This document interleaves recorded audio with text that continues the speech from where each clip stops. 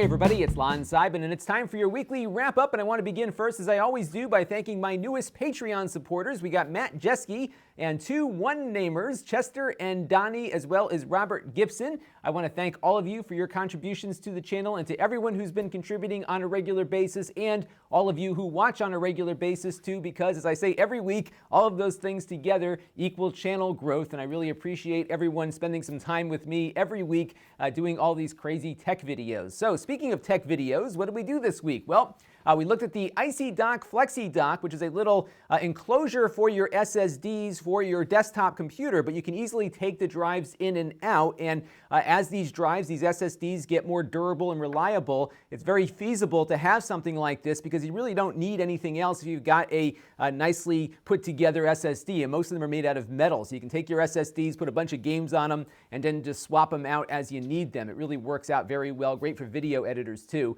I also did a follow-up on the Google Wi-Fi about using it as a Ethernet connected mesh node. So you saw in that original review where you could have them within range of each other and they can hop wirelessly from one to the next. In this video, I actually hooked one up to Ethernet to see if it would work the same way, but connected via the wire for its backhaul back to the main router unit, and it actually worked very well. We got really great speeds out of it. And a lot of folks brought up some points that I think are worth mentioning here, which is the fact that this really isn't designed necessarily to be used in this way. It certainly can be used in this way. There might be use cases that make a lot of sense to do that, but this is not something like the Unify access points that I reviewed a little while ago, which are really more of a enterprise or at least prosumer level product that give you a lot of flexibility, because the problem with the Google Wi-Fi is that one of them has to be the router. And so if you want this system to work, you have to make it your router or have a Google OnHub be the router. And that may not be what you want to do. So that's why I often recommend the Unify access points, which will work in the same way these things do, but they aren't routers. So you use your existing equipment with these devices as the wireless add-on. But I think if you are starting from scratch with a new system and don't care about replacing your router, the Google Wi-Fi might be the way to go. And as you'll see in a minute, having a company that supports your router with some really good security know-how might be very important. So stay tuned a little bit later in the wrap-up when we talk about that. And I also took a look at the 8-bit Do, or 8-bit Do, the SNES 30 controller and its accompanying wireless receiver. And this was a pretty cool little product. It was more than I thought it was going to be, because when I first saw it, I figured, oh, it's a cool looking Bluetooth controller that looks like a Super Nintendo controller. And then when I got it, it actually feels like a real Super Nintendo controller, very well constructed. And they have this wireless receiver that plugs into a Super Nintendo, and it will allow you to use this controller wirelessly with that SNES. And some of you in the video actually did some latency tests and saw that it actually worked really, really well. And then when you take it out of the Super Nintendo and plug it into your computer, it acts as a direct or X input adapter for the controller. So you can do a lot of cool stuff with it, including using Wii controllers and other modern controllers like a PS3 and PS4 on your original SNES. Really cool stuff. Check it out if you have an interest in some of that retro hardware. And a bunch of you wrote in saying, hey, it's about time we get some Sega love from 8-bit Do, and hopefully they will be focusing on that in the coming months, because there is not any one of these controllers yet for the Sega Genesis side of the equation, and I think it'd be great to see that if one were to come out. And we also took a look at the Bose Quiet Comfort 35. These are noise-canceling headphones that are very, very good, actually. A lot of other reviewers have given them very high marks, including many audiophile reviewers who are not usually very friendly to Bose. These are really good for a pair of noise-canceling headphones. These are really best designed for being on a plane or on a train or something that makes a lot of background noise as you're moving about. Not so great perhaps for just sitting in a room and listening. There are certainly better pairs of headphones for that, but if you are traveling frequently, these are definitely worth considering. You can check out my full review there. Now, it's funny, they have an app for the headphones, and in the app, some folks noticed that Quiet Comfort in the app was spelled incorrectly, as you can see here, and I thought, oh my gosh, I can't believe they have a spelling error in the app. As it turns out, and the folks on Bose reminded me of this when they tweeted back at me when I brought this to their attention, I actually set that spelling up when I apparently set up the app with these headphones. I forgot about that apparently, but it looks like it's actually the text that you would see from something they baked into the app. But as it turns out, it was my error, not Bose's error. So I wanted to point that out there, and they were very polite in reminding me of that as well. Their tweet was very nice back to me, because they could have said something a little snarkier if it was me responding. I probably would would have done that. And I also took a look at the Lenovo All-in-One 910. This is a all-in-one that works a lot like the Surface Studio in that you can lay it down flat if you wish. And some folks pointed out that this was kind of a clone of the Surface Studio, but this design Lenovo actually came out with about a year and a half ago. We looked at the A540, I believe it was called, about a year and a half ago when it came out, and it's the same casing as that one. I wasn't too crazy about it though. The screen just didn't look good, even though it was a 4K display. Very reflective and a lot of layers in between the glass and the actual display surface. It also didn't perform as well as I would expect out of a i7 based machine, and I initially attributed that to single channel memory, but some folks pointed out that the TDP class of the processor is only 35 watts, which is lower than a lot of other desktop PCs are. So although it is an i7 chip, it's not running as fast as other i7 chips that consume more power. That plus the single channel RAM, I think, leads to some of the speeds being what they are, because on the Octane benchmark test for web browsing, our i3 machine that we built the other couple weeks ago actually was faster than this i7 machine from Lenovo, which surprised me. So it looks like they are running with some lower power hardware on it. And now it's time for a couple of things that are on my mind this week. And if you follow me on Twitter, you might have seen me post this, where I said Windows should be freemium if Microsoft insists on constant spam notifications and bloatware getting pushed down to our systems. And I've been noticing a lot more of this since the anniversary update, even on my Pro edition of Windows that is fully licensed and paid for. Look what happens every time I load up Firefox or Chrome. I get this message down at the bottom of my screen, very intrusive, telling me that Microsoft Edge is safer than Chrome or safer than Firefox, and I'm getting all this other junk in my notification panel. And yes, you can turn all this stuff off if you go through the menus and everything, but that is not what most consumers do. They just have to deal with this, and I think it's kind of insulting to people who are paying upwards of $100 for a software license or having it included with the PC that they paid for, which, by the way, is adding to the cost of that PC, to get these kind of notifications going on all the time. But it actually gets worse than this, because if you follow Barnacles on YouTube, and I'll put a link down below to this video, he has found that there's a number of apps like Netflix and some Farmville kind of stuff that gets pushed into your Windows installation without your permission. In fact, on my Windows 10 Pro installation, I had one of these free-to-play games, 400 megabytes worth, installed on my computer without my permission or my knowledge. I didn't want it on there, but it showed up. I was able to uninstall it, but one of the things that Barnacles was finding is that sometimes these games just pop back in. So clearly, Microsoft is charging people to force install their applications onto Windows, which I don't think is cool. It's really, I don't like the direction that Microsoft is taking here with Windows 10. I'd be more comfortable, I wouldn't be comfortable with it, but I'd be more comfortable with it if that was what the people that were not paying for a Windows license were getting, and you could maybe pay the license fee not to have those things happen. But to have a Windows 10 Pro installation, which is the premium version of the consumer version of Windows, and to have these pop-up notifications happening and have this junk pushed down is pretty bad. And I hope that they change their tune on that, or just stop charging for Windows if that's what they want to do and they want to use that as a profit center, because it's really not fair to users for us to be seeing that. And one other thing on safety, I was doing a search this evening for the Dolphin emulator on Edge, and what it was doing was putting up on the first search result a non-official site to download it, which could very well be a malware site. And this is exactly the kind of reasons why I don't use the Bing search engine or Edge most of the time. There are times when I use Edge on my lower end PCs for video performance, but generally I avoid it, and I avoid Bing for that reason. So to say that it's safer is really a bunch of BS. And speaking of safety, this is a scary one. There's a new attack going on against a number of routers, I'm assuming maybe older routers, where they are taking out ads on popular websites through these big ad exchanges, kind of obscuring themselves with these huge volumes of ads that get pushed out to people every day. And they're targeting specific IP ranges, maybe in certain countries or whatever. And if you are in one of those ranges, they are placing some code inside of an ad that downloads the actual banner image that you are looking at and extracts code from it. They use something called steganography to hide code inside of a PNG or a JPEG image, and then they execute that code and then reprogram your router to change its DNS settings. This is a brilliant and scary attack, because what it's doing is actually getting into your router from inside your home, provided that your router has a weak password and is one of these routers routers that supports this attack. And I guess eventually over a period of time it downloads new firmware and completely overwrites the whole thing. It's really a scary attack. You got to read about this one because this is probably the most elaborate automated attack I've ever seen, and has a lot of potential to do some damage. This is a great example as to why you want to make sure that your router has been updated lately with its newest firmware. And if your router is no longer supported by your manufacturer, which is more often the case than not, unfortunately, you might want to get a new router that is better supported. That's one of the reasons why I like the Google routers, is that I think Google has probably got the best security people in the business, and they're applying a lot of that knowledge to their routing products. Unfortunately, they're very simple products, but if you are not one to keep your stuff up to date, this might be worth taking a look at.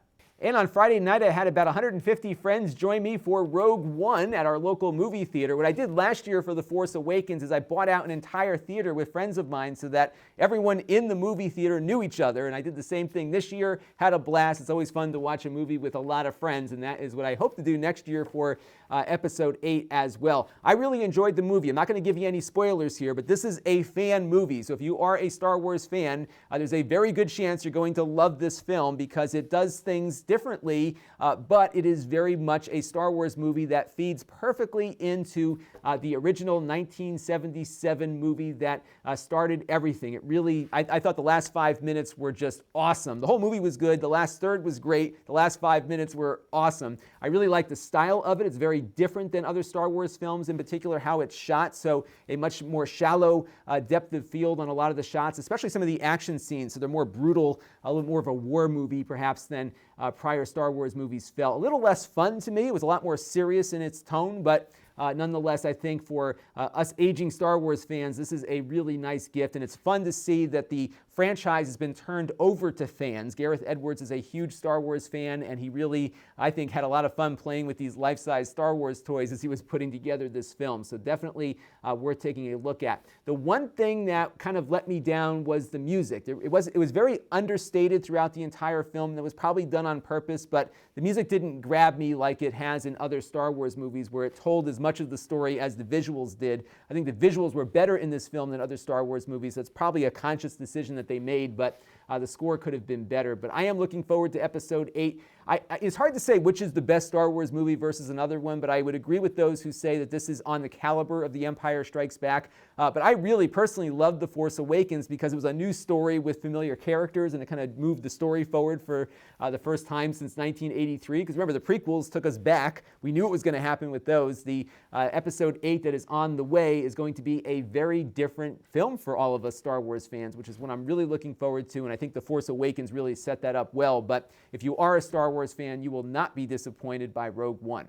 And I have a related book recommendation called Star Wars Catalyst. I have an affiliate link down below there. And what this book is the backstory of Rogue One. So it tells the story of Galen Erso, who is Jyn Erso's father, who designed the Death Star weapon. It talks about his relationship with Krennic, the evil Imperial director guy, as well as Krennic's relationship with Tarkin, which leads to all the major events in the film. And what's cool about this book is that it really sets up the story, but doesn't give anything away as to what happens in the film, because it all takes place right when they run away and end up in the place where Krennic finds them at the beginning of the movie. So it really is the setup for this film, and I really enjoyed it. In fact, I got the audio version of it to listen to in the car as I've been driving around this week and last week and the week before that.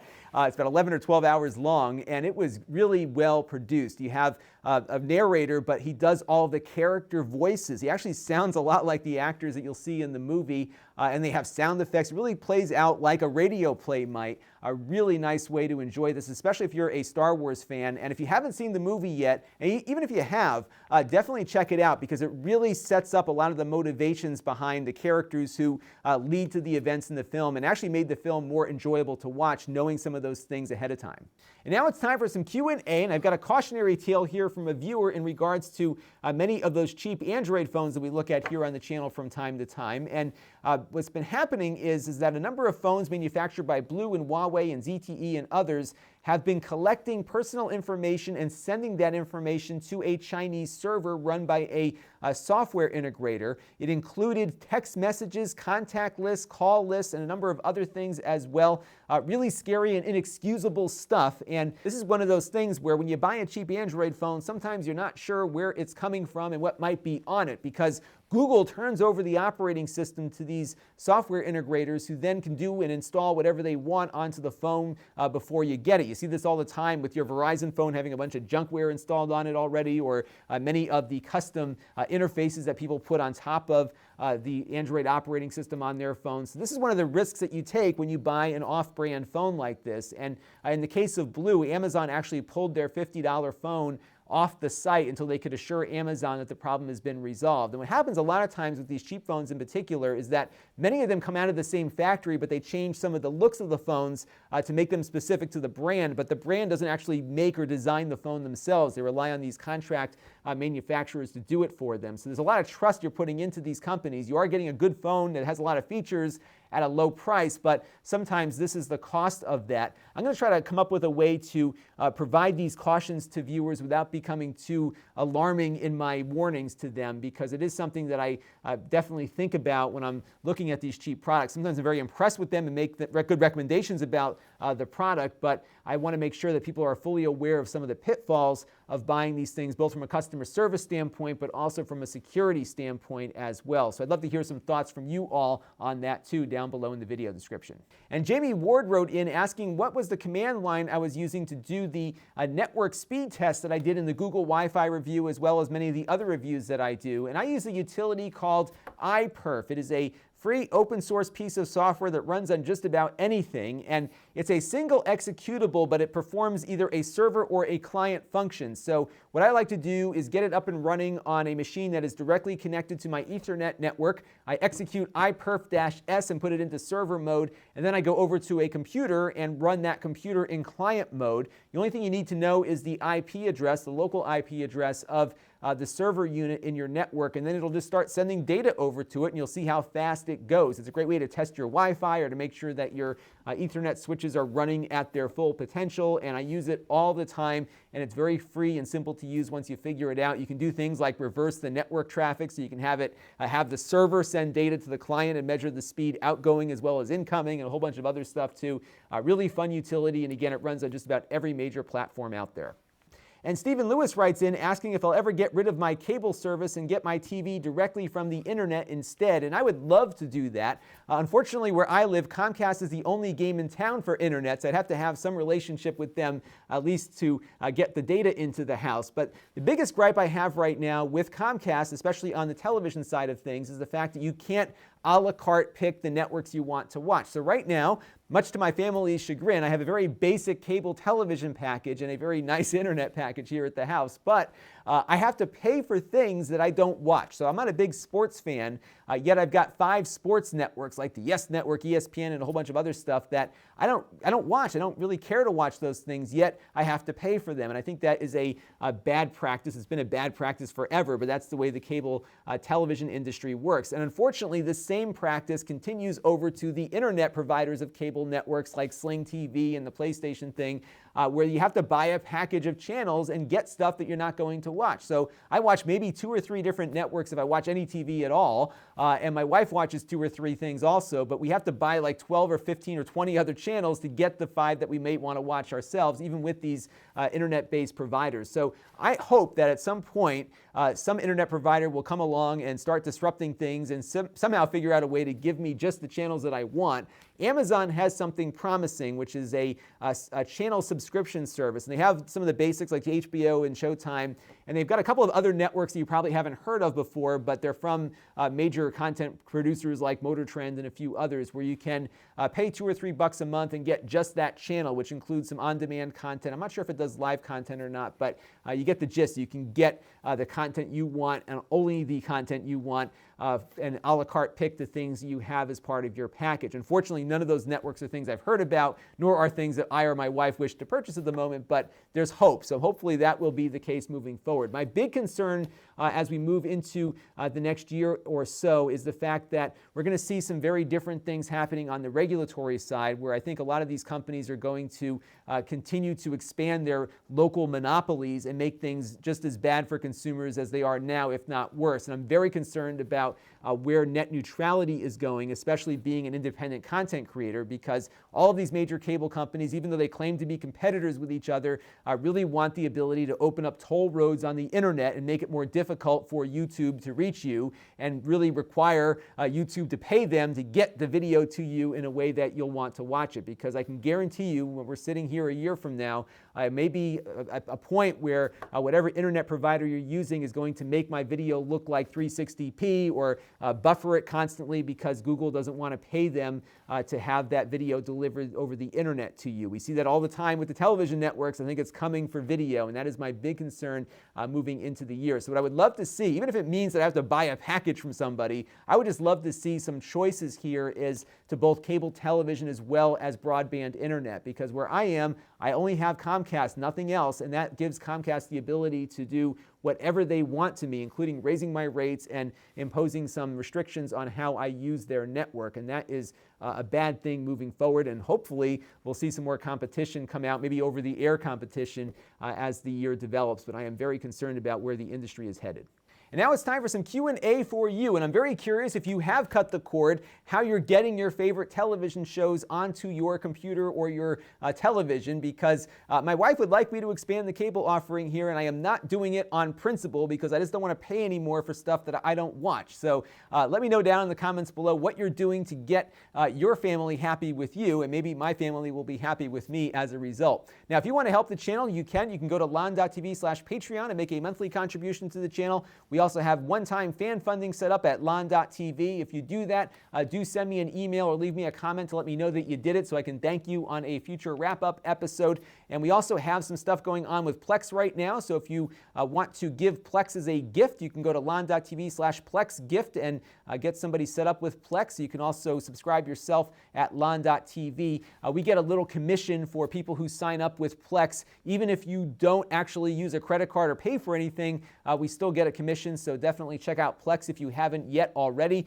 And of course, we've got Amazon's gift finder. We're very close to the big holiday. I think both Christmas and Hanukkah here in the US are almost at the exact same time. So Amazon's got a very helpful way to pick out some electronic gifts for your loved ones, and we get an affiliate commission on that one. We also have some ways to engage with the channel. My extras channel is growing. I keep uploading stuff to there. In fact, I have a little monitor stand that I put up there, and you get some behind the scenes look at what I do here on the channel in that review as well. So check out Lon.TV/extras and subscribe. I upload there a lot more frequently because I just dump stuff up there, things that are not as finely edited or controlled, but I often take some snippets out of the wrap-ups and put them up there for search purposes, and I also do some more extended things like unboxings and some other unscripted, unedited stuff.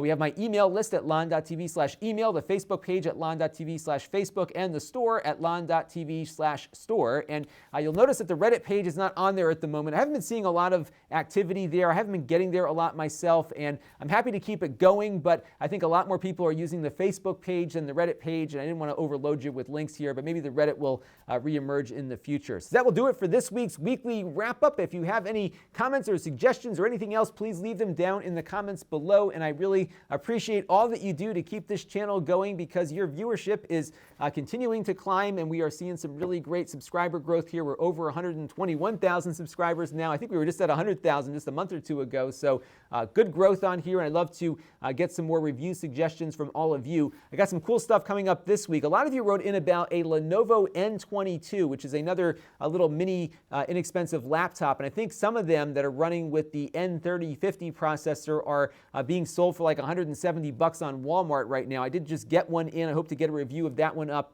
very, very shortly, if not tomorrow or the next day. I got a really nice gaming monitor from Samsung that doesn't cost all that much money, so we'll be taking a look at that one. It's 144 hertz, so it checks all those boxes for refresh rate and whatnot. Got a gaming PC from Lenovo. I've got some new Rokus that just came in, so I got a lot of work to do this week. I hope to get as much as I can up for you. You might see maybe more than one video a day if I really get cranking here, so stay tuned. Hopefully we'll have a lot of content in the week ahead as we get through the rest of the holiday season. This is Lon.TV, and thanks for watching.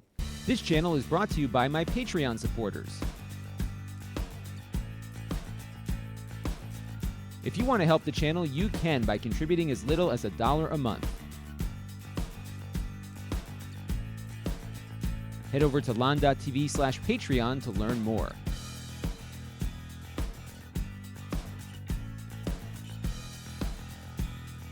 And don't forget to subscribe. Visit Lon.TV/S.